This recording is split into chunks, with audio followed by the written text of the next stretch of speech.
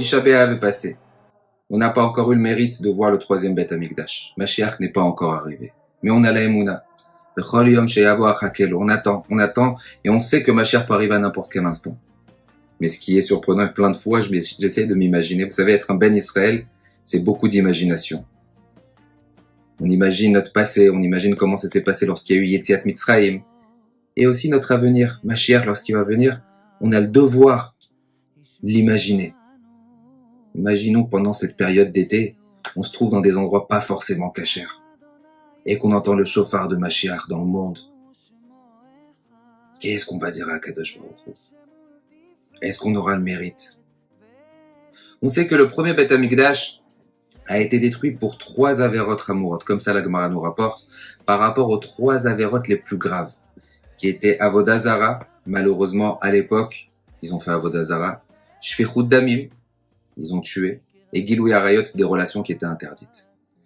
Le premier Beth Amikdash a été détruit, on a eu un battement de 70 ans, et on a réparé ces 3 avérotes. On les a réparés, on a fait Teshuvah dessus. Et après, on a eu le deuxième Beth Amikdash. Et le deuxième Beth Amikdash a été détruit. La Gemara nous rapporte et nous dit pourquoi le deuxième Beth Amikdash a été détruit. À cause de Sinat Chinam, à cause de la haine gratuite. Et voici, depuis l'époque de la destruction du second Beth Amikdash jusqu'à aujourd'hui, on a été capable de réparer pour le premier Beth Amikdash les 3 avérotes. Et grâce à cela, on a eu le deuxième Beth Amikdash. Mais la avéra de Sinat Chinam, de la haine gratuite, on n'a pas eu le mérite. On n'a pas eu le mérite de pouvoir reconstruire. On n'a pas encore le troisième Beth Amikdash. C'est quoi la haine gratuite? On pourrait vraiment expliquer cette chose, cette avéra en règle générale. Mais je ne veux pas l'expliquer en règle générale. Haine gratuite, vous savez qu'on peut même l'avoir envers nos propres enfants. C'est surprenant. Mais on pourrait même avoir de la haine envers nos enfants. La haine pas volontaire. Ne pas les orienter dans le chemin de la Torah. Les amener à des valeurs qui sont fausses. Indirectement, on n'aime pas nos enfants. Lorsqu'on accompagne nos enfants dans des endroits qui sont pas forcément bien, dans des restaurants pas cachers, être assis à côté d'eux, est-ce qu'on aime vraiment nos enfants? Est-ce qu'on veut le meilleur pour eux?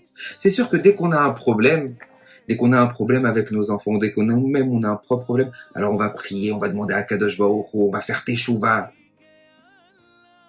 Et dès que tout va bien, on oublie. On oublie toutes nos demandes qu'on a eues envers Akadosh Baruch Hu, tous nos engagements qu'on a faits.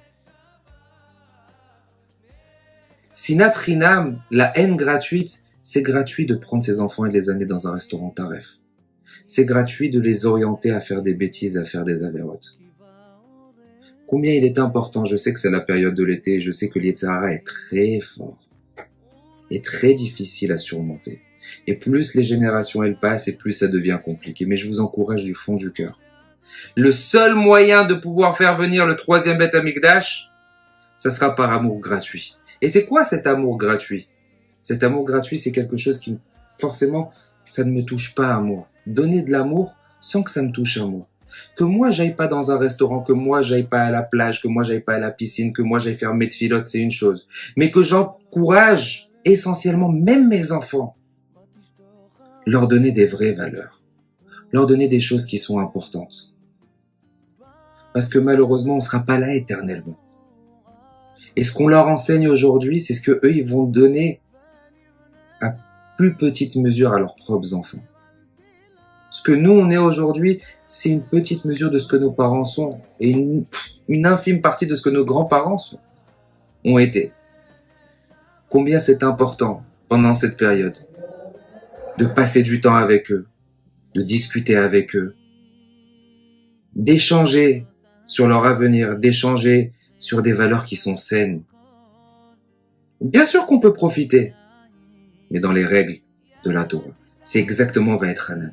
Vaetranan, Moshe Rabbeinu a prié pour pouvoir avoir du mérite et éduquer nos enfants correctement. Combien ça dépend beaucoup des tfilotes.